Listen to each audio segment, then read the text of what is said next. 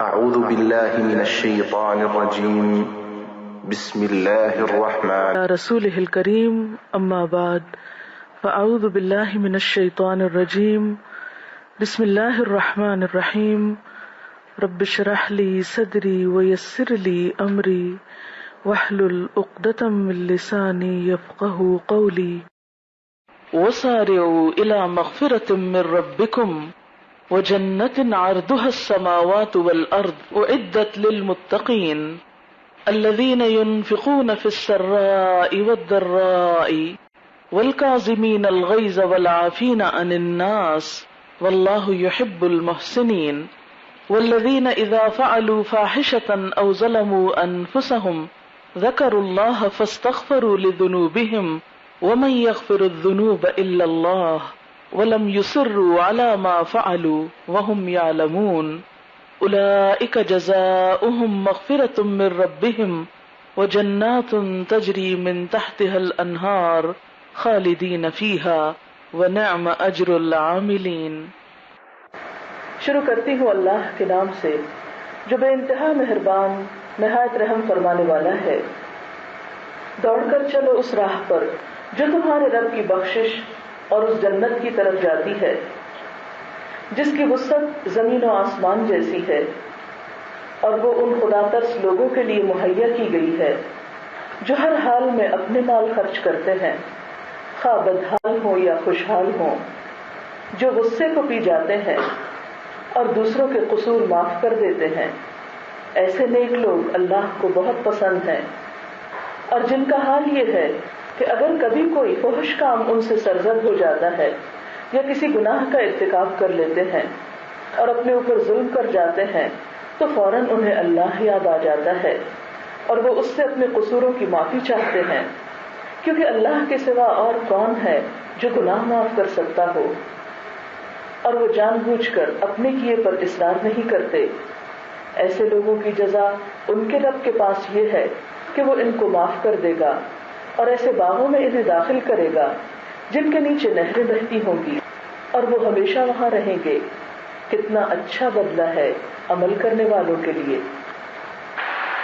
اللہ سبحانہ و تعالی بندوں کو اس دنیا میں رہتے ہوئے ایک بڑے انعام اور ایک بڑی جزا، ایک بڑی منزل اور ایک بڑے مقام کی طرف دعوت دے رہے ہیں۔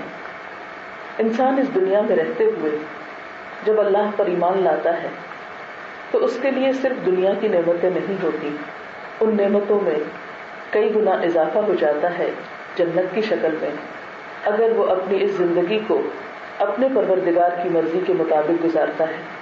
عام طور پر ہم یہ سمجھتے ہیں کہ اللہ کی مرضی کے مطابق زندگی بسر کرنا بہت مشکل ہے، حالانکہ اگر دیکھا جائے تو اللہ کی نافرمانی میں بھی مشکلیں کچھ کم نہیں۔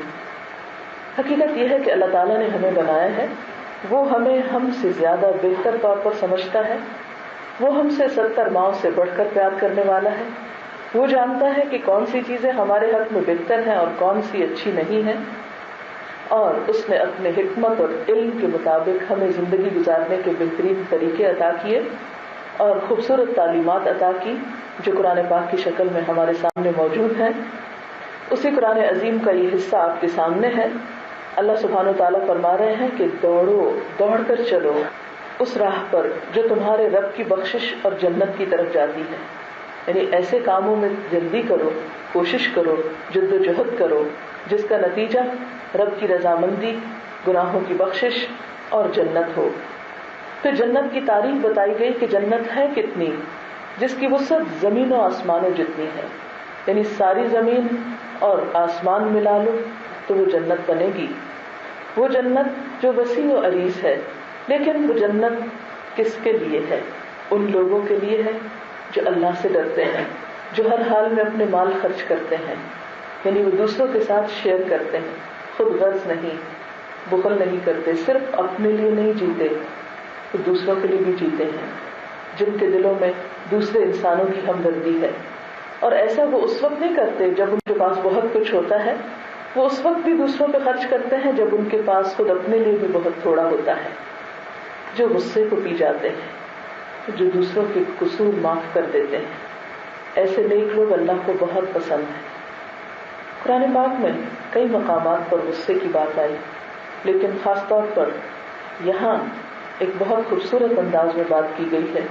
پہلے جنت کا شوق دلایا گیا، پھر مال خرچ کرنے کی یعنی دل کی وسعت کی بات کی گئی، اور پھر اس کے بعد غصے کو پینے کی بات۔ غصہ ایک ایسا جذبہ ہے، ایک ایسا ایکسپیرینس ہے، ایک ایسی کیفیت ہے جس سے ہم میں سے ہر ایک کو گزرنا پڑتا ہے۔ ایک حدیث میں آتا ہے، حضرت ابو ہریرہ رضی اللہ تعالیٰ عنہ سے روایت ہے کہ ایک آدمی نے آپ صلی اللہ علیہ وسلم سے عرض کیا کہ مجھے کوئی نصیحت کیجیے۔ آپ نے فرمایا غصہ نہ کیا کرو۔ اس شخص نے پھر سوال کیا، یا رسول اللہ صلی اللہ علیہ وسلم مجھے کوئی نصیحت کیجیے۔ آپ نے فرمایا غصہ نہ کیا کرو۔ اس نے پھر پوچھا، آپ نے پھر یہی فرمایا غصہ نہ کیا کرو۔ اس سے پتہ یہ چلتا ہے کہ اگر غصے کو انسان کنٹرول کر لے اور غصے جیسی آفت سے باہر آ جائے تو اس کی بہت سی مشکلات حل ہو سکتی ہیں۔ اس حدیث سے یہ بات بھی پتہ چلتی ہے کہ غصہ کرنا یا نہ کرنا یہ ہمارے اپنے بس میں ہے۔ اگر بس میں نہ ہوتا تو آپ صلی اللہ علیہ وسلم اس شخص کو یہ نصیحت نہ فرماتے۔ آپ کا بار بار ایک ہی بات کرنا کیا ظاہر کرتا ہے کہ آپ اس شخص کو اس چیز کے لیے کنونس کر رہے تھے کہ وہ غصہ کرنا چھوڑ دے۔ غصہ کیا ہے؟ آپ صلی اللہ علیہ وسلم نے اس کی کیا تعریف فرمائی؟ آپ نے فرمایا غضب سے بچو کیونکہ وہ آگ کی چنگاری ہے جو ابن آدم کے دل میں جلتی ہے۔ ایک آگ تو انگیٹھی میں جلتی ہے نا، چولہے میں جلتی ہے، تنور میں جلتی ہے، اور ایک آگ انسان کے دل میں جلتی ہے، اور وہ کون سی آگ ہے؟ غصے کی آگ، غصے کی چنگاری۔ تم دیکھتے نہیں کہ ایسے شخص کی رگیں پھول جاتی ہیں اور آنکھیں سرخ ہو جاتی ہیں؟ تو یہ سب کچھ دراصل اس آگ کی وجہ سے ہوتا ہے جو انسان کے اندر ہوتی ہے۔ غصہ ایک ایسی کیفیت کا نام ہے جس کا تعلق انسان کے دل یا انسان کی روح سے ہے۔ جس طرح کچھ جسمانی بیماریاں انسان کو کمزور کر دیتی ہیں، انسان کو لاغر کر دیتی ہیں، اور زندگی میں کوئی بھی خوشی باقی نہیں رہتی، انسان زندگی کے مختلف کاموں میں خوشی سے پارٹیسپیٹ نہیں کر سکتا اپنی بیماریوں کی وجہ سے، بالکل اسی طرح غصہ روحانی طور پر انسان کو بہت کمزور کر دیتا ہے، اور غصے سے پھر کئی ایک بیماریاں جنم پاتی ہیں اور انسان کو طرح طرح سے نقصان دیتی ہیں۔ اس لیے اگر ہم اس ایک بیماری پر قابو پا لیں تو اس کے نتیجے میں کئی اور بیماریوں پر قابو پایا جا سکتا ہے۔ یعنی غصہ ایک ایسی چیز ہے کہ جس کا کنٹرول بہت سارے شر کا کنٹرول ہے، بہت ساری نقصان دہ چیزوں سے بچنے کا ایک ذریعہ ہے۔ اللہ تعالیٰ نے جب انسان کو پیدا کیا تو اس میں اچھے اور برے دونوں طرح کے جذبات رکھ دیے۔ قرآن پاک میں اللہ تعالیٰ فرماتے ہیں فَأَلْهَمَهَا فُجُورَهَا وَتَقْوَاهَا، اللہ تعالیٰ نے انسان میں الہام کر دیا، یعنی اس کے دل میں ڈال دیا، اس کے اندر ایک کیفیت رکھ دی، فجور کی بھی اور تقویٰ کی بھی، یعنی خیر بھی ہے اور شر بھی ہے، اور اس سے کوئی انسان خالی نہیں۔ اور انسان کی آزمائش اسی میں ہے، دونوں چیزیں پا کر انسان کرتا کیا ہے، کس قوت کو زیادہ استعمال کرتا ہے، خیر کی قوت کو یا شر کی قوت کو، ہے دونوں ہی۔ اسی لیے اگلی آیت میں فرمایا قد افلح من زکاها وقد خاب من دساها، کامیاب ہوا وہ جس نے اپنے نفس کو پاک کر لیا یعنی برے جذبات سے، وقد خاب، اور وہ تو ناکام ہو گیا، من دساها، جس نے اس کو دبا دیا، اپنے شر کو اپنے اندر ہی رکھا اور اپنے آپ کو اس شر سے پاک نہ کیا۔ غصے کے لیے عربی زبان میں کئی ایک الفاظ استعمال ہوتے ہیں۔ عربی زبان بہت وسیع زبان ہے، اس میں انسان کے مختلف جذبات کے اظہار کے لیے مختلف الفاظ استعمال ہوتے ہیں۔ غصے کے لیے جو لفظ قرآن پاک میں استعمال ہوتے ہیں اس میں ایک سخط ہے، یہ غصے کا پہلا درجہ ہے۔ اس میں محض ایک چیز سے اریٹیٹ ہونا، اسے ناپسند کرنا یا ناراض ہونا ہے، اور یہ ہمیشہ بڑے کا چھوٹے شخص سے یعنی اپنے سے چھوٹے پر ناراضگی کا نام ہے۔ لیکن یہ غصے کا ابتدائی درجہ ہے کہ جس میں انسان چھوٹی سی بات سنتا اور برہم ہو جاتا ہے، یا کسی چیز کو ناپسند کرتا ہے اور بات ختم ہو جاتی، آگے بات نہیں بڑھتی۔ دوسرا درجہ غیظ کا ہے، ایسی ناراضگی جو انسان کا دوران خون تیز کر دے، جس سے بی پی ہائی ہونے لگے، اور یہ انسان کا اپنے اوپر بھی ہو سکتا ہے اور دوسروں پر بھی ہو سکتا ہے۔ اگلا درجہ غضب کا ہے، جب انسان غصے سے بھر کر انتقام پہ اتر آئے اور دوسرے کو تکلیف دینے لگے، اس وقت اس کا نام غضب ہو جاتا ہے، جو سپرلیٹو ڈگری کہہ سکتے ہیں آپ۔ قرآن پاک میں آتا ہے والکاظمین الغیظ، جنت کے لوگ، جنت کے باسی، جنت کے باشندے اپنے غصے کو کنٹرول کرنے والے ہوتے ہیں۔ کاظم سے کاظمین، کظمہ کا لفظی مطلب ہوتا ہے باندھنا، یہ بالکل ایسے ہی جیسے پانی کی مشق کا منہ باندھنا یا کسی بھی چیز کو آگے سے ٹائٹ کرنا۔ مثلاً ہاٹ واٹر بیگ ہوتا ہے تو اس کے اندر ابلتا ہوا پانی ڈالنے کے بعد جب آپ اس کا ڈھکن پوری طرح بند کر دیتے ہیں، ایئر ٹائٹ کر دیتے ہیں، تو اس عمل کو کہتے ہیں کظمہ۔ اب آپ دیکھیں کہ بوائلنگ واٹر ہوتا ہے اس کے اندر، لیکن جب آپ نے اس کو بند کر دیا تو بے شک آپ اس کو الٹا کر دیں، آپ سیدھا رکھیں، الٹا رکھیں، پھینکیں، اٹھائیں، وہ پانی آپ کو نقصان نہیں دیتا۔ بالکل اسی طرح ہر انسان کو غصہ آتا ہے، لیکن جب انسان اپنے غصے کو کنٹرول کر لیتا ہے تو بالکل اس ہاٹ واٹر بیگ کی طرح پھر وہ دوسروں کو نقصان نہیں دیتا، اور بسا اوقات وہ آہستہ آہستہ خود بھی ٹھنڈا ہو جاتا ہے۔ آپ نے دیکھا ہوگا کہ اس میں بھی پانی تھوڑی دیر کے بعد اپنا ٹیمپریچر لوز کرنے لگتا ہے، پھر ایک وقت آتا ہے کہ بالکل ٹھنڈا ہو جاتا ہے۔ اللہ تعالیٰ نے قدرت کی ہر چیز کے اندر خود اس کا علاج رکھا ہے۔ تو اسی طرح کاظمین الغیظ وہ ہوتے ہیں کہ جو اپنے غصے کو کنٹرول کر سکتے ہیں۔ انسان اور جانور میں فرق یہی، مثلاً آپ دیکھیں کہ کسی جانور کو آپ چھیڑتے ہیں، اسے غصہ آتا ہے تو وہ نہیں جانتا کہ اسے کس طرح کنٹرول کرنا، وہ لازمی طور پر اپنا ری ایکشن ظاہر کرتا ہے۔ مثلاً اگر آپ کسی بلی کو چھیڑیں تو وہ آگے بڑھ کے پنجہ مارے گی آپ کو، کسی کتے کو تو چھیڑ کے دیکھیں تو کیسے پلٹتا ہے آپ کی طرف۔ اسی طرح شیر بھیڑیے کو اگر کوئی غصہ دلائے تو وہ اپنا انتقام لے کے چھوڑے گا، اور کچھ جانور تو بہت زیادہ کینہ پرور ہوتے ہیں، وہ جب تک بدلہ نہ لیں بھولتے نہیں ہیں، چھوڑتے نہیں ہیں۔ کئی سانپوں کے بارے میں آپ نے سنا ہوگا کہ وہ لازماً کاٹ کے دم لیتے ہیں، انسان کہیں بھی پہنچ جائے۔ اونٹ کے بارے میں آپ نے سنا ہوگا۔ تو بہرحال جانوروں کا معاملہ تو بے بسی کا معاملہ ہے، لیکن انسان کو اللہ تعالیٰ نے عقل دی اور عقل کا استعمال بھی دیا ہے، اس لیے انسان کو جب غصہ آتا ہے تو وہ اس کو کنٹرول کر سکتا ہے۔ اور اس کے بارے میں پہلے آپ نے سنا ہوگا کہ بہت سے لوگ یہ کہتے تھے کہ اس شخص کو غصہ ہے، اسے کچھ نہ کچھ بولنے دو، اسے غصے کا اظہار کرنے دو، اس طرح اس کا غصہ ٹھنڈا ہو جائے گا۔ لیکن اب لیٹسٹ ریسرچ کیا کہتی ہے کہ نہیں، صرف غصے کے اظہار سے یا غصہ نکالنے کی وجہ سے غصہ ٹھنڈا نہیں ہوتا، بلکہ تجربہ یہ بتاتا ہے کہ جب ایک انسان غصے میں آ کے اپنے غصے کا استعمال شروع کرتا ہے تو اس سے خود بھی زیادہ بھرتا ہے غصہ اپنے اندر، اور دوسرا یہ کہ جس پہ وہ غصہ کر رہا ہوتا ہے، خواہ وہ انسان ہو یا کوئی چیز ہو، پلٹ کر اس کا بھی وہ ری ایکشن سامنے آتا ہے۔ مثلا آپ بچوں کو بھی کچھ نہیں کہہ سکتے، کچھ کہیں گے تو آپ دیکھیں گے وہ جواب میں چلانے لگیں گے یا بات کرنے لگیں گے، پھر اس کے بعد آپ کو اور غصہ آئے گا۔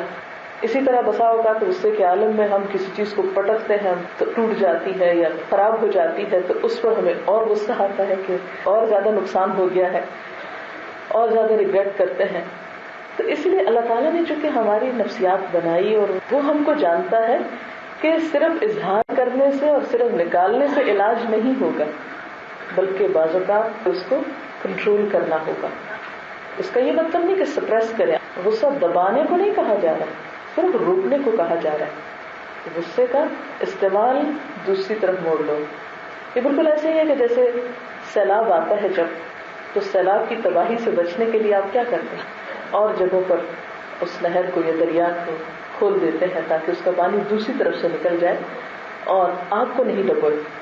بعض اوقات شہروں کو بچانے کے لیے گاؤں کی طرف ان کا رخ موڑ دیا جاتا ہے، نہروں کا، یا ان کے پل کھول دیے جاتے ہیں جس سے بڑی بستیاں بچ جاتی ہیں اور چھوٹی ڈوب جاتی ہیں۔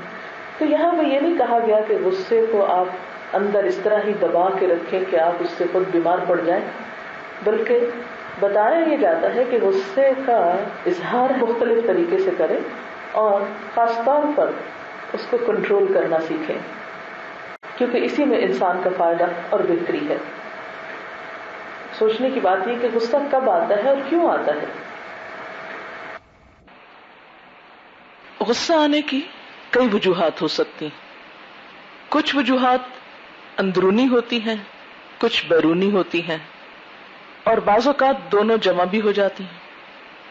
مثلاً بیرونی اسباب کیا ہوتے ہیں کہ کوئی بھی خلاف توقع یا خلاف مرضی واقعات، ان ایکسپیکٹڈ باتیں جو انسان کی پسند کی نہ ہو، یہ سب چیزیں انسان کو غصے میں مبتلا کر سکتی ہیں. اسی طرح اندرونی اسباب میں یعنی آپ کے اندر کیا وجوہات ہو سکتی ہیں، اس میں مثلاً یہ کہ کوئی پچھلا ناخوشگوار واقعہ آپ کو یاد آئے اور اس کے ساتھ کوئی اور بیرونی بھی مل جائے، تو یہ اندرونی اور بیرونی جمع بھی ہو سکتی ہیں. یا یہ ہے کہ صرف اندرونی کوئی بات آپ اپنے دل میں سوچ سوچ کے کڑ رہے ہیں. ماضی کے بعض ناخوشگوار واقعات ایسے ہوتے ہیں کہ وہ تو گزر چکے ہوتے ہیں، لیکن ان کا خیال جب کبھی انسان کو آ جائے تو انسان بے چین ہو اٹھتا ہے، بیٹھے بیٹھے غصے کا شکار ہو سکتا ہے. تو اب ہم دیکھتے ہیں کہ اندرونی اسباب یا ذاتی اسباب کون سے ہوتے ہیں جو انسان کو غصہ دلاتے ہیں. اس میں سب سے پہلا اور بنیادی سبب ہماری اپنی شخصیت کا ڈس آرڈر ہوتا ہے، جس کی ایک بہت بڑی وجہ تکبر ہے. تکبر غصے کا سب سے بڑا اور سب سے اہم اندرونی سبب ہے.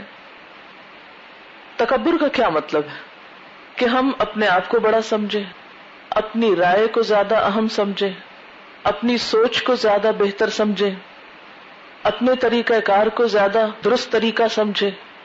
تو جو لوگ جتنا زیادہ خود پسندی کا شکار ہوتے ہیں یا اپنی ذات کی محبت کا شکار ہوتے ہیں یا خود کو بہت اہمیت دیتے ہیں، وہ اتنا ہی زیادہ غصے کا شکار ہوتے ہیں. کیونکہ جب بھی ان کی مرضی کے خلاف کوئی بات ہوتی ہے، جب بھی ان کی بڑائی کو زد پہنچانے والی، ان کی بڑائی کو نقصان دینے والی یا ان کی بڑائی پہ اثر انداز ہونے والی کوئی بھی چیز سامنے آتی ہے تو وہ انہیں غصے میں مبتلا کر دیتی ہے. اسی لیے ہم دیکھتے ہیں کہ عام طور پر ہم اپنے سے چھوٹوں پر غصے کا اظہار کرتے ہیں.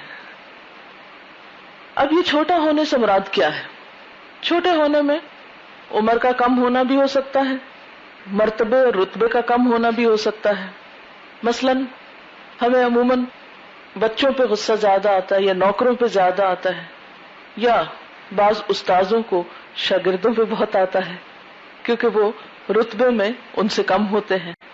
اور پھر یہ کہ بعض اوقات ایسا نہیں کہ صرف چھوٹوں پر آتا ہے، بعض اوقات بڑوں پر بھی آتا ہے، لیکن عموماً ہم بڑوں پر اگر غصہ کریں بھی تو اس کو پی جاتے ہیں یا کنٹرول کر لیتے ہیں، جبکہ چھوٹوں کے معاملے میں ہم غصے کو کنٹرول نہیں کر پاتے. اس کا ہم بلا تکلف اظہار کر دیتے ہیں، بلا جھجک اس کا ذکر کر دیتے ہیں، اس کو ظاہر کر دیتے ہیں. اسی طرح اندرونی اسباب میں ایک اور سبب جو بظاہر نظر نہیں آتا لیکن انسان کے ایسے ماضی سے تعلق رکھتا ہے جو بہت ہی گہرائی میں انسان کے اوپر اثر انداز ہوتا ہے. مثلاً بچپن کا کوئی ایسا واقعہ جس نے آپ کو بری طرح اپسٹ کیا ہو. اب وہ یاد، وہ بات، وہ واقعہ آپ بھول گئے، لیکن اس نے آپ کی شخصیت کو اس طرح ڈسٹارٹ کیا کہ وقتاً فوقتاً آپ کا ریئیکشن جو ہے وہ غصے کی شکل میں ہوتا چلا جاتا ہے. اس کو آپ یوں سمجھ سکتے ہیں کہ جیسے بعض اوقات کوئی چیز آپ کی مرضی کے خلاف یا ناخوشگوار ہوتی ہے تو بعض اوقات آپ کو یاد نہیں ہوتی لیکن آپ اریٹیٹ ہو رہے ہوتے ہیں، بار بار غصہ کا اظہار کر رہے ہوتے ہیں لیکن آپ کو یاد نہیں ہوتا. مثلاً آپ بھوکے ہیں، اب آپ کو یاد نہیں کہ آپ بھوکے ہیں، آپ اپنے کاموں میں مصروف ہیں، لیکن جو کام آپ کر رہے ہیں اس میں آپ کیا کریں گے؟ آرام سے یا پیسفلی نہیں کریں گے، اس میں بار بار آپ غصے کا اظہار کریں گے. یا مثلاً آپ کو گرمی بہت لگی ہے تو اب آپ کو یہ نہیں پتا چل رہا کہ گرمی کی وجہ سے آپ کے ساتھ ایسا ہو رہا ہے، لیکن وہ ایک سبب ہے جو آپ کے اوپر اثر انداز ہوا ہے، یہ وقتی سبب ہے جو آپ کو غصہ دلا رہا ہے. لیکن اسی طرح بعض اسباب پرانے ہوتے ہیں لیکن وہ شخصیت کو صرف چند دنوں یا گھنٹوں کے لیے متاثر نہیں کرتے بلکہ سالوں سال تک متاثر کرتے چلے جاتے ہیں. ایسے لوگ بھی بسا اوقات اپنے آپ کو نہیں سمجھ سکتے، آپ دوسروں کو نہیں سمجھ سکتے. مثلا آپ دیکھیں کہ شوہر کو اپنی بیوی پہ بہت غصہ آتا ہے، بیوی کو سمجھ نہیں آ رہی کہ شوہر کو غصہ کیوں آتا ہے، یہ اتنا اچھا انسان ہے، یہ چھوٹی بڑی بات پہ غصہ کیوں کرتا ہے. اب بیوی کا تعلق اس کے ساتھ مثلا 1 سال کا ہو سکتا ہے، 6 مہینے کا ہو سکتا ہے، 2 سال کا ہو سکتا ہے. بیوی اپنے شوہر کے ماضی کو نہیں جانتی اور خصوصاً اس کے بچپن کو نہیں جانتی، بچپن میں ہونے والی اس کے ساتھ ناانصافیوں کو نہیں جانتی، جس نے اس کی شخصیت کو اس طرح کر دیا کہ وہ اپنے ماضی میں کسی پہ وہ غصہ نہیں نکال سکا، یا وہ جو صدمہ تھا یا جو غم تھا وہ اس کے اندر اس طرح پیوست ہو گیا کہ اب بیوی کی شکل میں اس کو ایک محبت کرنے والا ملا یا ایک ہمدرد ملا، تو وہ سمجھتا ہے کہ اب اس کو میرا سارا بوجھ اٹھا لینا چاہیے، اور وہ بسا اوقات محبت کے اظہار کے لیے یا اپنی اہمیت کے اظہار کے لیے وہ دوسرے پر غصہ کرتا چلا جا رہا ہے، اور بیوی پریشان ہے کہ معلوم نہیں، وجہ ہی پتہ نہیں چلتی، اور غصہ ہونے لگتا ہے اور پھر غصہ ہوئے چلے جاتا ہے اور پھر سبب بھی پتہ نہیں چلتا. تو ایسی صورت میں بعض اوقات تعلقات کی جو خرابی ہے اس کی اصلاح بہت مشکل ہو جاتی ہے، اور اس میں صرف ظاہری اور وقتی فیکٹرز کو جاننا کافی نہیں ہوتا، دوسرے شخص کے ماضی کو جاننا بھی بے حد اہم ہوتا ہے. مثلا یہ جاننا ایک لڑکی کے لیے پھر بہت ضروری ہوگا کہ اس کے شوہر جو ہیں ان کا بہن بھائیوں میں نمبر کون سا تھا، ان کی ماں نے ان پر کتنی توجہ دی، ان کے بہن بھائیوں کا ان کے ساتھ سلوک کیا تھا، کیا وہ بروکن فیملی سے تو نہیں تھے، یا کوئی اور وجوہات، بچپن میں کن کن لوگوں میں رہے، کمپنی کیسی تھی، استاد کیسے تھے، اسکول کیسا تھا، وغیرہ وغیرہ. ایسے میں اگر ایک خاتون یہ جان لیتی ہیں کہ ان کے شوہر بچپن میں مثلا ماں باپ کی محبت سے محروم رہے، تو ان کو اس غصے کو کیا سمجھنا چاہیے؟ صرف ایک اٹینشن سیکر کی حیثیت دینی چاہیے کہ یہ غصے کا بار بار اظہار اپنی اہمیت کے احساس کو جتانے کے علاوہ توجہ حاصل کرنے کا ایک ذریعہ ہے. ایسے لوگوں کو اگر تھوڑی سی بھی توجہ دے دی جائے تو ان کے غصے کو کنٹرول کیا جا سکتا ہے، کیونکہ بسا اوقات ایسے اسباب انسان کو خود بھی معلوم نہیں ہوتے. اچھا آپ اپنے پہ سوچیں، چلے کسی اور کی مثال ہے، خود پہ لیں. بعض اوقات آپ اپنے آپ میں الجھ رہے ہوتے ہیں، کبھی ہوا آپ کے ساتھ ایسا؟ آپ سوچتے ہیں کیوں الجھ رہی ہیں، کیا وجہ ہے، وہ وجہ بھی نہیں سمجھ آ رہی ہے. میں بے چین ہوں، کیوں ہوں مجھے نہیں پتا چل رہا، کیوں بور ہو رہی، کیوں کچھ سمجھ نہیں آ رہی، کام میں دل نہیں لگ رہا، پڑھنے کو دل نہیں چاہ رہا، کوئی بظاہر وجہ نہیں، خاموش کمرہ ہے، پنکھا لگا ہوا ہے، کتاب موجود ہے، آپ موجود ہیں، خاموشی ہے، پڑھنے کے سارے ظاہری اسباب موجود ہیں، اس کے باوجود آپ ہیں کہ پڑھ ہی نہیں پا رہے. تو جب کبھی کوئی ظاہری سبب ایسا نظر نہ آئے غصے کا کہ کوئی وجہ ہی نہیں، کیونکہ انسانی تعلقات میں یہ جاننا بہت ضروری ہے کہ دوسرا شخص غصہ کر کیوں رہا ہے. تو جب تک ایک شخص کو پہچان نہیں ہوتی، پتہ نہیں چلتا، تو علاج بھی نہیں کر پاتے، اور کیونکہ وہ شخص خود بھی ہیلپ لیس ہوتا ہے، اسے خود بھی نہیں پتا ہوتا کہ وہ کیا کر رہا ہے. غصے کے اندرونی اور ذاتی اسباب بسا اوقات obvious ہوتے ہیں، ظاہر ہوتے ہیں، بعض اوقات نظروں سے اوجھل ہوتے ہیں، اور بعض اوقات موروثی ہوتے ہیں. موروثی کا کیا مطلب ہے؟ جینیٹک ہوتے ہیں یا جسمانی ہوتے ہیں، یعنی فیزیولوجیکل ہوتے ہیں. اسی وجہ سے ہم دیکھتے ہیں کہ بعض چھوٹے چھوٹے بچے غصے میں لال پیلے ہو رہے ہوتے ہیں، حالانکہ اسی ایج کے دوسرے بچے بہت کام اینڈ کوائٹ ہوتے ہیں. اگر آپ کو بچوں کے اسکول میں پڑھانے کا یا مختلف بچوں کے ساتھ ڈیل کرنے کا اتفاق ہوا تو آپ دیکھیں گے کہ بعض بچوں کے ساتھ آپ بات کرتے ہیں تو وہ بہت آرام سے آپ کو جواب دیتے ہیں، بعض بچوں سے آپ تھوڑی سی بات کرتے ہیں وہ ایک دم غصے میں آ جاتے ہیں. تو ابھی تو وہ 5 سال کا بچہ ہے یا 3 سال کا یا 4 سال کا، آپ سوچتے ہیں ابھی تو اس کی زندگی میں اتنی ہارڈ شپس نہیں آئی، اس کو کیا چیز اریٹیٹ کر رہی ہے. تو ایسے موقع پر یہ جان لیجئے کہ اس کی کچھ خاندانی یا موروثی یا جینیٹک کیفیات ہیں، کیونکہ غصہ بھی بیماری کی ایک کیفیت ہے نا، ایک روحانی بیماری کی طرح ہے. تو جس طرح جسمانی بیماریاں بسا اوقات خاندانی اور موروثی ہوتی ہیں، اسی طرح روحانی بیماریوں میں بھی کچھ چیزیں جو ہیں وہ اوپر سے چلی آ رہی ہوتی ہیں. تو ان اسباب کو سمجھنا بھی بہت ضروری ہوتا ہے. یعنی جہاں بھی کسی کا بیہیویئر جو ہے وہ اب نارمل ہے، وہاں اس چیز کو مد نظر رکھنا جو ہے وہ انتہائی ضروری ہے. بعض اوقات ایسا ہوتا ہے کہ ایک انسان کے عمر کی کچھ سٹیجز ایسی ہوتی ہیں کہ جب اس کے جسم میں ہارمونل چینجز آ رہے ہوتے ہیں یا جسم کے کچھ کیمیکلز کا اعتدال بگڑتا ہے، تو اس سے بھی غصہ آتا ہے. مثلا آپ دیکھیں کہ چھوٹے بچوں کی نسبت ٹین ایجرز جو ہوتے ہیں وہ بہت زیادہ غصہ کرتے ہیں اور انتہا تک کرتے ہیں. بعض اوقات سوئسائڈ کی دھمکیاں دینے لگتے ہیں، خودکشی تک کی باتیں کر رہے ہوتے ہیں. بعض کو چھوٹی چھوٹی باتوں پہ دروازے پٹک رہے ہیں، چیخ رہے ہیں، چلا رہے ہیں، پاؤں پٹک رہے ہیں، شیشے توڑ رہے ہیں، معلوم نہیں کیا کچھ کر رہے ہیں. جن بچوں کو بچپن میں توجہ یا محبت یا کیئر یا اٹینشن نہیں ملتی، پھر وہ انسیکیور فیل کرتے ہیں تو وہ فوراً ریزسٹ کرتے ہیں. ان کے لکس میں بھی ایک غصہ ہوتا ہے، ان کے ایکشنز میں، ان کی ہر چیز میں. میڈیا بھی بعض اوقات تشدد کو فروغ دیتا ہے. ایسے پروگرامز جن میں مار کٹائی وغیرہ ہوتے ہیں یا دوسروں پر ظلم اور زیادتی، یا ایسی ویڈیو گیمز وغیرہ یا فلمیں بچوں کو تشدد پسند بنا دیتی ہیں، یا صرف بچوں کو نہیں بڑوں کو بھی. جہاں ماں باپ کی تربیت کا ایک فیکٹر ہے، یعنی اس میں کوئی کمی بیشی ہے، وہاں ایک بہت بڑا سبب جسمانی تبدیلیوں کا ہونا بھی ہے. کیونکہ ابھی جسمانی طور پر وہ سٹیبل نہیں ہے، مسلسل گروتھ ہو رہی ہے ان کے اندر فیزیولوجیکل چینجز آ رہے ہیں، جس کی وجہ سے وہ اب نارمل طریقے سے بہیو کرتے ہیں.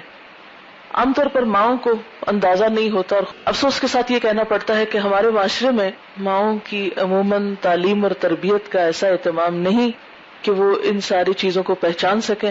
لہٰذا وہ بچے کی ایسی کیفیات کو نہیں سمجھتی، وہ اس کا علاج مار پیٹ سے یا ڈانٹ ڈپٹ سے یا غصے کے جواب میں غصے کے ساتھ کرنا چاہتے ہیں. اس کا نتیجہ کیا نکلتا ہے کہ وہ کیس اور بگڑنا شروع ہو جاتا ہے اور بالکل ہاتھ سے نکل جاتا ہے. تو اس لیے ایسی عمر کے بچوں کے ساتھ خصوصی برتاؤ کی ضرورت ہے. اسی طرح خواتین میں ایک اور مسئلہ بھی ہے. ریسرچ سے یہ بات ثابت ہوتی ہے کہ 90% خواتین حیض سے پہلے یعنی پیریڈ سے پہلے چڑچڑے پن کی شکایت کرتی ہیں. ایک جیل میں 50% عورتیں ایسی پائی گئیں کہ جنہوں نے جرائم یا تو پیریڈز کے دنوں میں کیے یا اس سے پہلے کیے. تو وہ ایک جسمانی تبدیلی کے دن ہوتے ہیں. آپ دیکھیں کہ قرآن پاک میں کیا آتا ہے، یسألونک عن المحیض قل هو اذی. یہ آپ سے حیض کے بارے میں پوچھتے ہیں، آپ کہہ دیجئے کہ وہ تو اذی ہے. تو اذی کا ایک معنی ہے اذیت، تکلیف دہ حالت، اور دوسرا معنی گندگی، نجاست. تو اب یہ جو اذی ہے جسمانی طور پر بھی ایک اذی کا سبب ہوتا ہے یہ سب وقت، اور روحانی طور پر بھی انسان ایک اذیت سے گزر رہا ہوتا ہے. تو نارمل حالات میں ایک انسان کا ری ایکشن جو بہت اعتدال پر مبنی ہوتا ہے، عام طور پر ان دنوں میں اس میں اضافہ ہو جاتا ہے. پھر ایک اور سٹیج آتی ہے خصوصاً خواتین میں، جس کو مینوپاز کی سٹیج کہہ سکتے ہیں، سن یاس کی، جب خواتین کے پیریڈز ختم ہونے لگتے ہیں. عمر کے اس دور میں آپ یوں سمجھے جیسے مڈ 40s ہیں، یعنی 40 سال کے بعد کی عمر میں تھوڑی تھوڑی علامتیں ظاہر ہونے لگتی ہیں، لیٹ 40s میں زیادہ ہو جاتی ہیں، اور پھر یہ پرسن ٹو پرسن ڈیفر بھی کرتی ہیں. کچھ لوگوں میں زیادہ ایسی چینجز ہوتی ہیں، کچھ میں کم ہوتی ہیں، لیکن اس ایج میں بھی خواتین بہت زیادہ غصے کا شکار ہوتی ہیں. اسی لیے آپ نے دیکھا ہوگا کہ عام طور پر مائیں جب اپنے بچوں کی شادیاں کرنے لگتی ہیں، مثلا اگر ایک عورت کی شادی 18-20 سال کی عمر میں، جو ہمارے عام طور پر رواج ہے، 20 سال کی لڑکی ہوئی تو شادی کی فکر ہوتی ہے، چلے 21-22 میں اس کا بچہ پیدا ہوا، 20-22 سال گزرے تو ان کے بچے کی شادی کا وقت آ گیا. اب کیا ہوتا ہے کہ جو ہی بہو گھر میں آتی ہے، وہ ایک نوجوان لڑکی آئی ہے، ظاہر ہے کہ سب کی توجہ اس کی طرف ہے، بیٹے کی توجہ اپنی بیوی کی طرف ہے. وہ عمر کے ایسے حصے میں آ گئی ہیں کہ جہاں وہ اپنی جوانی کے ڈھلنے کے غم کا شکار ہے مثلا. اب ایسے میں ان کو توجہ چاہیے اور توجہ ساری کسی اور کی طرف چلی گئی ہے. اب ساس بہو کا جھگڑا شروع ہو گیا. اچھا، ساس بعض اوقات بڑی پڑھی لکھی سمجھدار اور یہ سب کچھ نہیں کرنا چاہتی، لیکن وہ اپنی حالت سے مجبور ہوتی.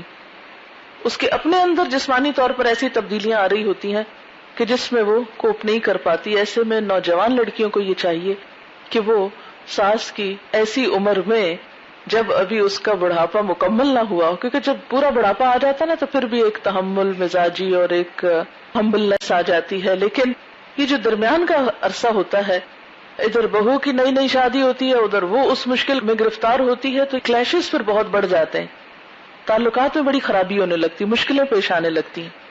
تو اگر انسان تھوڑی سی ان کی بیک گراؤنڈ یا پس منظر کو سمجھتا ہو تو پھر حوصلے اور ہمت کے ساتھ ان چیلنجز کا مقابلہ کیا جا سکتا ہے. پھر اسی طرح جب انسان کی بنیادی ضروریات پوری نہ ہو، مثلا شدید بھوک کی حالت میں، عام حالات میں اگر کوئی آپ سے کچھ مانگے یا پوچھے تو آپ اچھے طریقے سے جواب دیں گے، ہاں ہے، نہیں ہے. آپ کو شدید بھوک لگی اور کوئی آپ سے پوچھے وہ ذرا چابیاں ڈھونڈ لاؤ. مثلا آپ کھانا کھانے کے لیے بیٹھے اتنے میں آپ کے بھائی باہر سے آتے ہیں کہتے ہیں وہ ذرا مجھے چابیاں تلاش کر کے دو. اس وقت آپ دیکھیں گے کہ جواب کیا ہوگا آپ کا کہ مجھے بھوک لگی اور تمہیں چابیوں کی سوچی، جاؤ خود ڈھونڈو، میں نہیں کر سکتی، آج کے بعد مجھے نہ یہ کہنا. اگر آپ پیٹ بھر کے بیٹھے ہوتے تو آپ آرام سے اٹھ کے جا کے دوسرے کی مدد کر دیتے. اسی طرح بعض اوقات نیند کی کمی ہوتی. آپ کا امتحان تھا، آپ ساری رات جاگتے رہے، بڑی مشکل سے پرچہ دے کے گھر لوٹے یہ سوچ کے کہ جاتے ہی سو جاؤں گی، اتنے مہمان آ گئے. اب کچن میں آپ گئے، برتن پٹک رہے ہیں، ان کو بھی ابھی آنا تھا، مجھے اتنی سخت نیند آئی ہے، مجھ سے نہیں اب کھانا بنتا، میں کچھ نہیں آفر کر سکتی، جاؤ جو کوئی اور کر لے. اور اگر آپ سو کے اٹھے ہوتے، ناشتہ کر چکے ہوتے، اتنے میں کوئی آتا تو آپ گلے لگا کے ملتے. تو فرق ہو جاتا نا سچویشن سے سچویشن میں. پھر اسی طرح بیماری، کوئی بھی جسمانی بیماری، مثلا بخار میں اگر کوئی کہے کھانا کھا لو تو آپ کیسے جواب دیتے ہیں؟ آپ کو سر درد ہو اور کوئی آپ سے کوئی کام کہہ دے یہ سبق پڑھا دو مجھے، آپ کا جواب اور آپ کی کیفیت اور آپ کا ری ایکشن بالکل مختلف ہوگا. پھر اسی طرح کچھ اور خواہشات ایسی ہوتی ہیں جن کی تکمیل نہ ہو، جو فطری خواہشات ہوتی ہیں انسان کی. مثلا شادی انسان کی ایک فطری خواہش ہے، اس کی ایموشنل ضرورت ہے، جسمانی ضرورت ہے. اللہ تعالیٰ نے ایک نظام ایسا رکھا ہے کہ ہر انسان کے اندر اس چیز کا ایک انسینٹیو رکھ دیا. اب اگر ایک شخص کی شادی نہیں ہو رہی تو آپ نے دیکھا ہوگا کہ عام طور پر جن لوگوں کی شادی نہیں ہوتی موسٹلی وہ لوگ دوسروں کے ساتھ معاملہ کرنے میں مشکل پیدا کرتے ہیں، کیونکہ وہ اپنی کچھ خواہشات کو سپریس کر کے اریٹیشن کا شکار ہو جاتے ہیں. پھر اسی طرح کچھ لوگوں نے اپنی زندگی میں اپنے لیے کچھ اصول، کچھ معیار، کچھ ایک اپنا خاص لائف سٹائل، ایک سیٹ اپ قائم کر کے رکھا ہوتا ہے. یہ میری ٹیریٹری ہے، مجھے اس طرح جینا ہے. جب کوئی شخص اس کے مطابق ان سے معاملہ نہیں کرتا، اس میں ذرا مداخلت کرتا، وہ غصے کا شکار ہو جاتے ہیں. مثال کے طور پر شادی کے بعد لوگوں کو بڑی مشکل ہوتی. شادی سے پہلے جیسے کچھ لڑکیاں ہیں وہ خاص سٹائل میں سونا، جاگنا، لوگوں سے ملنا نہ ملنا، بہت سی چیزوں میں اب ان کی اپنی ایک مرضی ہوتی. شادی کے بعد وہ ساری مرضی یکسر ختم کرنی پڑتی. آپ اپنی مرضی سے سو نہیں سکتے.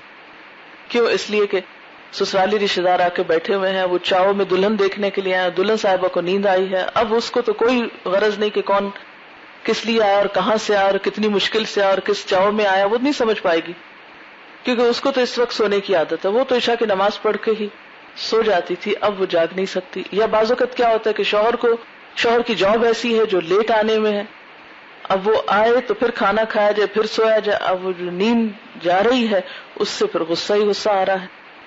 بعض اوقات ایسا ہوتا ہے کہ آپ کو صبح جلدی اٹھنا پڑتا ہے.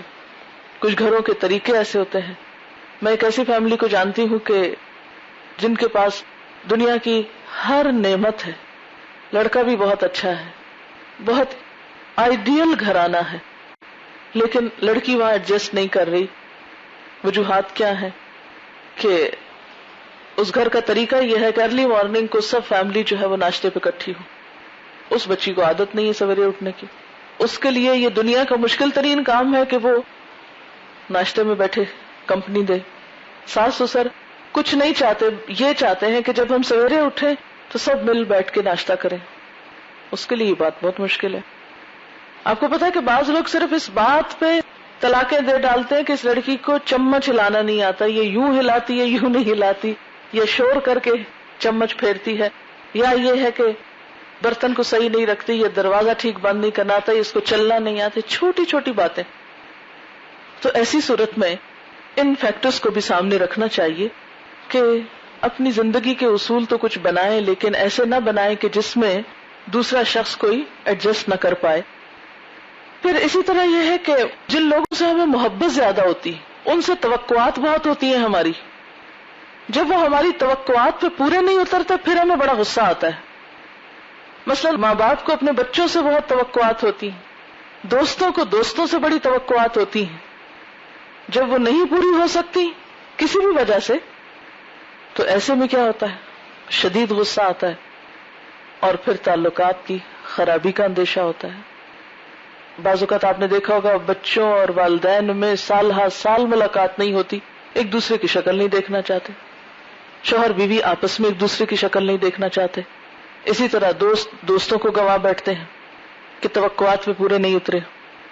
پھر اسی طرح یہ ہے کہ بعض اوقات ہم کسی خاص ذہنی پریشانی یا دباؤ کا شکار ہوتے ہیں. بعض لوگوں کی کوئی فائنینشیل ریزنز ہوتی ہیں، مثلا بزنس میں لاس ہو گیا، جاب چلی گئی، کوئی عہدہ چھن گیا، کوئی اور ایسا ہی ذہنی پریشر آ گیا.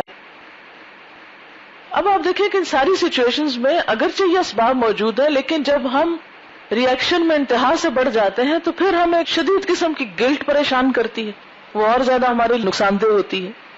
پھر اسی طرح یہ کہ بعض غذائیں بھی انسان کے اوپر اثر انداز ہوتی ہیں. مثلا جو لوگ مرچیں زیادہ کھاتے ہیں ان کے مزاج ایک خاص طرح کے ہوتے ہیں، جو لوگ پھیکے کھانے کھاتے ہیں ان کے مزاج ذرا مختلف ہوتے ہیں. مثلا جو لوگ شراب نوشی کرتے ہیں ان کی عادات مختلف ہوتی ہیں. اور نشے کی حالت میں آپ نے دیکھا ہوگا کہ بہت سے لوگ اچھے بھلے بھی حد سے گزر جاتے ہیں، کیونکہ بعض کھانے جو ہیں وہ انسان کے خون میں ایک خاص طرح کا تیزی اور اشتعال پیدا کرتے ہیں. اسی طرح جو ہمارے ہاں فاسٹ فوڈ کلچر ہے تو اس سے کیا ہے کہ ہماری عادات پر بھی اثر پڑا ہے. ہم ہر چیز میں تیزی چاہتے ہیں، ہر چیز میں جلدی چاہتے ہیں، ہر چیز کو فوراً ہوتے دیکھنا چاہتے ہیں. اسی طرح بعض ریسرچز سے یہ بات بھی پتہ چلتی کہ خاص قسم کے فوڈز جو ہیں وہ بچوں کو ہائپر ایکٹیو کر دیتی ہیں، اس لیے وہ چھوٹی چھوٹی باتوں پہ بہت چیختے چلاتے ہیں، بہت ہنگامہ خیز ہوتے ہیں، اچھی بلی باتوں کے جواب میں وہ غصے سے پیش آتے ہیں. اچھا، اسی طرح یہ کہ جو ڈرنک کرنے والے لوگ ہوتے ہیں ان کے موڈ میں اسٹیبلٹی نہیں ہوتی، ان میں بہت چینجز ہوتے ہیں. اس کے ساتھ ساتھ یہ ہے کہ کچھ اسباب بیرونی بھی ہوتے ہیں یا خارجی اسباب. خارجی اسباب کیا ہیں؟ ماحول کا بھی انسان کے جذبات پہ اثر پڑتا ہے، غصہ آنے میں مددگار ہوتا ہے. مثلا بعض گھروں میں ہر وقت ایک غصے کا ماحول رہتا ہے، ہر شخص موڈ آف کیے ہوئے نظر آئے گا آپ کو. بعض گھروں میں چیخنے چلانے کی بہت عادت ہوتی ہے، تو جو بچہ بچپن سے بڑوں کو چیختے چلاتے دیکھتا ہے وہ پھر انکانشیسلی وہ ہیبٹ لے کر بڑا ہوگا، وہ اسی طرح کی عادت کے ساتھ پروان چڑھے گا. مثلا اگر گھر میں نفرت کا ماحول ہے تو وہ بھی نفرت لے کے بڑا ہوگا. تو خاندان، دوست اور ماحول جو ہیں وہ ہماری شخصیت پر اثر انداز ہوتے ہیں. بالکل ایسے ہی جیسے ایک پودا جو ہے اگر آپ اس کو روشنی میں رکھیں تو اس کی لک کچھ اور ہوگی، اندھیرے میں رکھیں تو اچھا بھلا پودا بھی مرجھا جائے گا. تو اگر ہم ایک اچھے ماحول میں رہتے ہوں تو ہمارا رویہ کچھ اور ہوگا، اگر ہم خراب ماحول میں ہوں گے تو ہمارے رویے پر بھی اس کا اثر ہوگا. تو بہرحال بیرونی اسباب یا ماحول انسان کے اوپر اثر انداز ہوتا ہے. پھر اسی طرح بعض معاشرے جو ہیں ان کی ایک خاص نفسیات ہے. مثلا برطانوی معاشرے کی اپنی نفسیات ہے، امریکی معاشرے کی اپنی نفسیات ہے. پھر اسی طرح یہ ہے کہ معاشرتی اقدار جو ہیں وہ بھی ایک سبب ہے غصہ دلانے کا. مثال کے طور پر ہمارے معاشرے میں لڑکوں کو جس طرح پالا جاتا ہے اس بنا پر لڑکے لڑکیوں کی نسبت زیادہ تشدد پسند ہوتے ہیں، ان میں مار پیٹ اور غصے کا اظہار زیادہ پایا جاتا ہے بنسبت لڑکیوں کے. ان پر تشدد بھی لڑکیوں سے زیادہ ہوتا ہے، انہیں سزائیں بھی زیادہ ملتی ہیں، کیونکہ ہمارے ہاں لڑکوں کو تشدد پسند ہونے پہ حوصلہ افزائی کرتے ہیں، انکریج کرتے ہیں نا. اس لیے بچپن سے ان کا ذہن ایسے بنایا جاتا ہے کہ وہ تشدد پسند ہو. ان کے غصے کے اظہار کو ایک نارمل بات سمجھا جاتا ہے، لہذا ان کو بھی اپنی مردانگی ظاہر کرنے کے لیے غصے کا جا بجا اظہار کرنا پڑتا ہے. نہیں بھی غصہ ہے تو غصہ دلا کے بات کرنی پڑتی. پھر کچھ ہمارے جو معاشرتی اقدار ہیں ان سے بھی ہمارے مزاج پہ اثر پڑا ہے. مثلا میڈیا کا جو کردار ہے اس کے ذریعے بھی تشدد عام ہوا ہے. مثلا بعض ویڈیو گیمز ایسی بنائی گئی ہیں، ایسے کارٹونز ہیں، ایسی فلمیں ہیں، تشدد اور غصہ بڑھ جاتا ہے جن کو دیکھ کر. پھر زندگی کی تیزی اور زندگی کے جو مختلف طرح کے دباؤ ہیں ان کا شکار ہونے کی وجہ سے قوت برداشت بہت کم ہو گئی. فیکٹرز جو بھی ہوں لیکن اگر ہم ان کو برداشت کر جائیں تو اثر انداز نہیں ہونے پاتے. لیکن اگر ہمارے اندر قوت برداشت کم ہو تو ہر چیز ہم کو غصہ دلا دے گی. پھر اسی طرح ایک وجہ بچوں کو اچھی تربیت کی کمی ہے. بہت سی مائیں بچوں کو کھانا تو سکھاتی ہیں، کیسے بیٹھو، سیدھے بیٹھو، دائیں ہاتھ سے کھاؤ، سانس لے کے پانی پیو وغیرہ وغیرہ، چھری کانٹے کا استعمال تو سکھائیں گی، لیکن اپنے جذبات کا اظہار کیسے کرنا ہے یہ نہیں سکھائیں گی. بعض بچوں کو دیکھا گیا وہ ہر بات رو کے کرتے ہیں، ہر بات میں شکایت کرتے ہیں، ماں باپ ان کو کبھی منع نہیں کرتے. بعض لوگ چھوٹی چھوٹی باتوں میں شکایتی رویہ رکھتے ہیں، ان کو گرمی لگی تو انہوں نے شکایت کی، ان کو سردی لگی تو وہ شکایت کر رہے ہیں، ان کو کسی نے کچھ کہا تو وہ شکایت کر رہے ہیں، آج ٹیچر نے یوں کہا ہے تو اس پہ شکایت ہو رہی ہے، آج دوست نے یہ کہا اس پہ شکایت. اور ماں بس ایک شکایتیں سننے کا آلہ بن کے رہ جاتی، اور شکایتیں سن کے کبھی بچے کو نہیں بتائے گی کہ تمہارا کیا قصور ہے. وہ اس کو اور تھپکی دے دے گی اور سینے سے لگائے گی، ہاں میرا بچہ پیارا، اس کو تو ساری دنیا ستاتی ہے. تو یہ طریقہ ٹھیک نہیں ہے. اس طریقے سے ہم اس کو آلہ کار بنا دیتے ہیں کہ دوسرے جیسے چاہے اسے ٹریٹ کریں، یعنی اس کا ریموٹ کنٹرول دوسروں کے ہاتھ میں ہے، جس نے جہاں سے چاہا چینل بدل دیا، کبھی کسی طرح دوسرے کو پریشان کیا.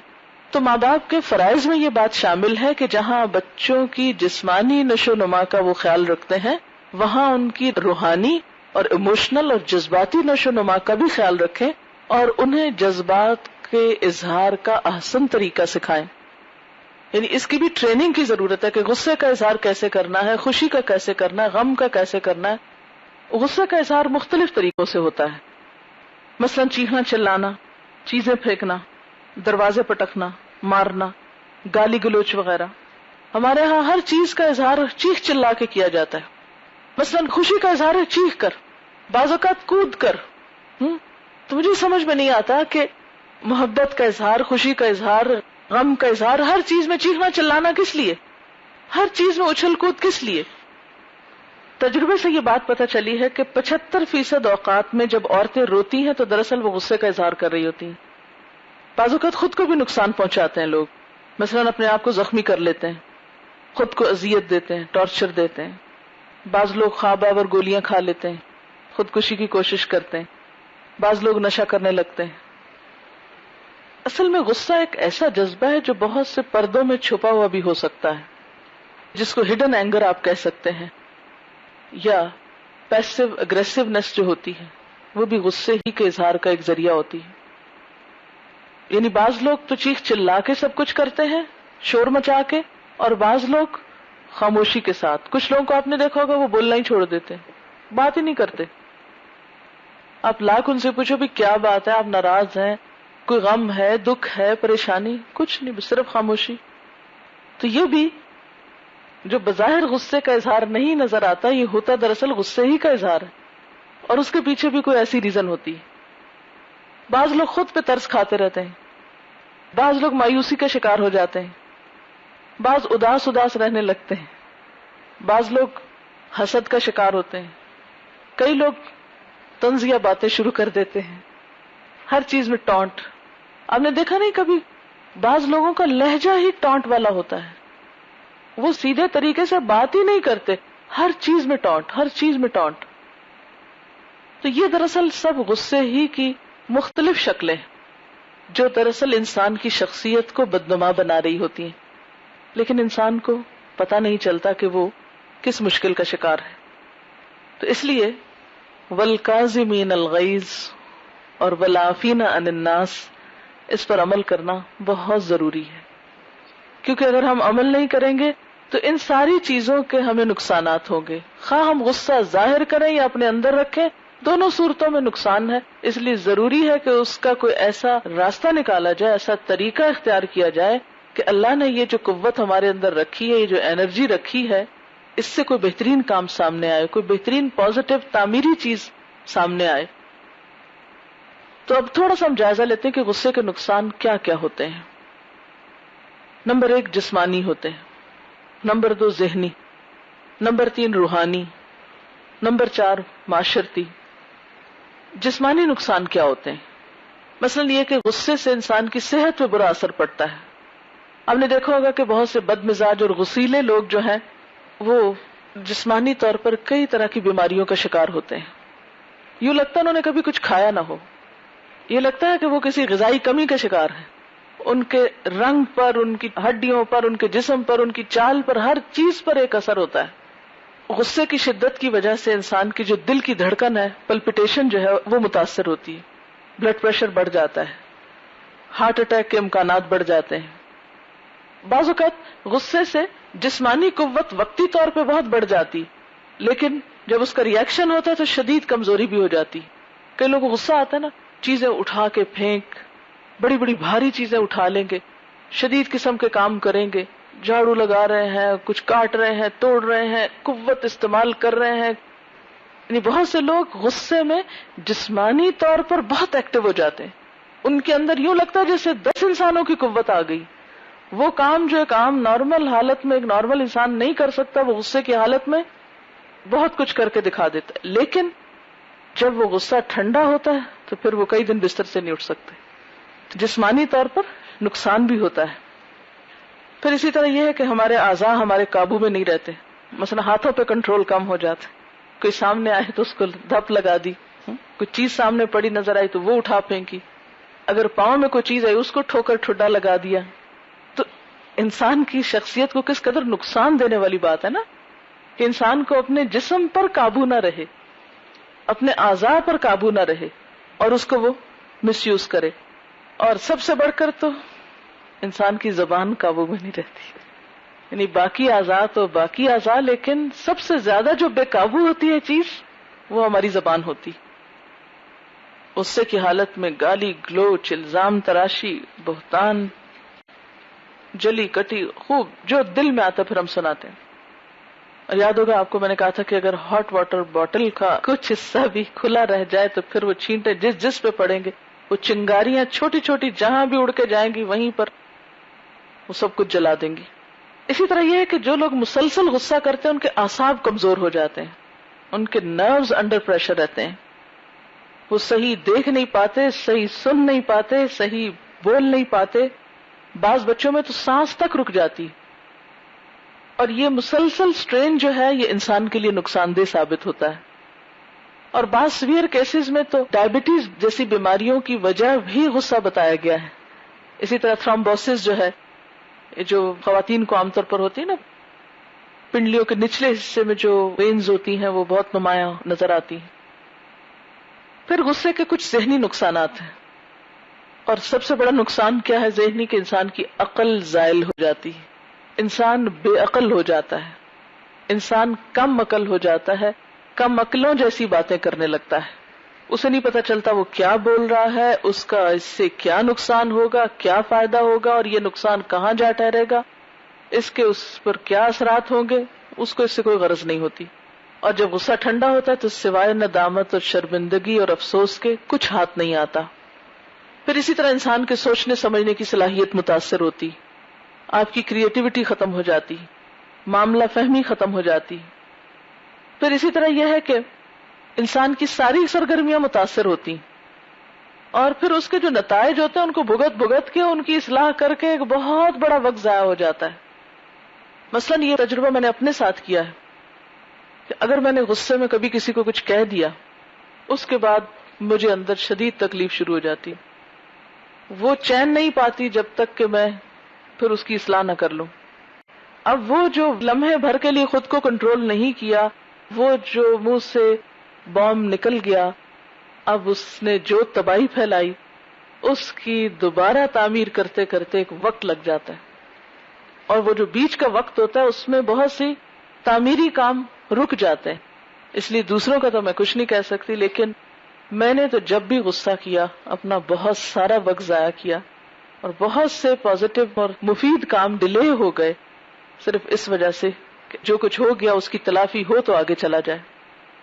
دیکھیں نا، مثلاً اگر آپ نے کسی انسان کو کچھ کہہ دیا، اور کن انسانوں کو ہم کچھ کہتے ہیں جن سے ہمارا کوئی واسطہ رشتہ ہوتا ہے نا، مثلاً بچوں کو یا شاگردوں کو یا اپنے کولیگز کو یا کچھ اور جاننے والوں کو، اب آپ کہہ چکے، اب انہی سے تو آپ کو کام پڑنا ہے دوبارہ.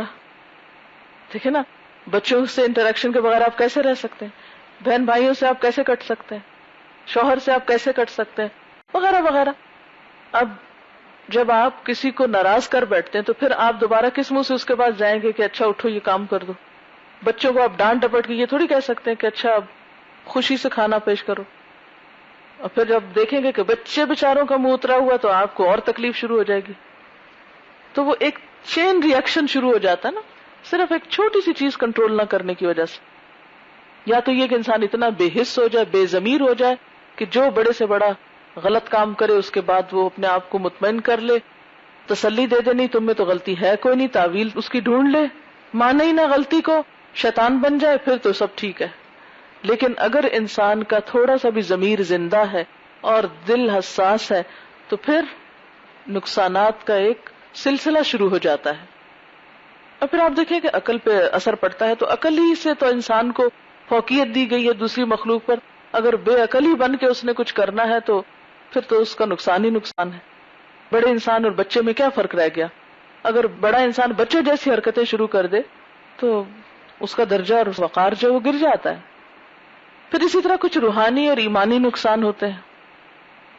مثلاً آپ صلی اللہ علیہ وسلم نے فرمایا کہ غصہ ایمان کو اس طرح خراب کر دیتا ہے جیسے ایلوا شہد کو خراب کر دیتا ہے.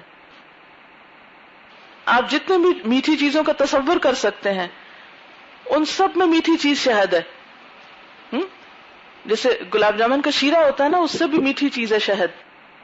ایمان اس جیسا ہے نا، اور غصہ جو ہے وہ ایلوا کی طرح ہے یا مصبر کی طرح ہے کہ وہ اس میں شامل ہو جائے تو شہد جیسی چیز کو بھی کڑوا کر دیتا ہے.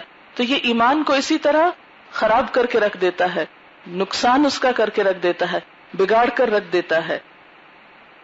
بعض اوقات انسان بہت اچھی اچھی نیکیاں کرتا ہے لیکن ایک غصہ کر کے ان ساری نیکیوں پہ پانی پھیر کے رکھ دیتا ہے.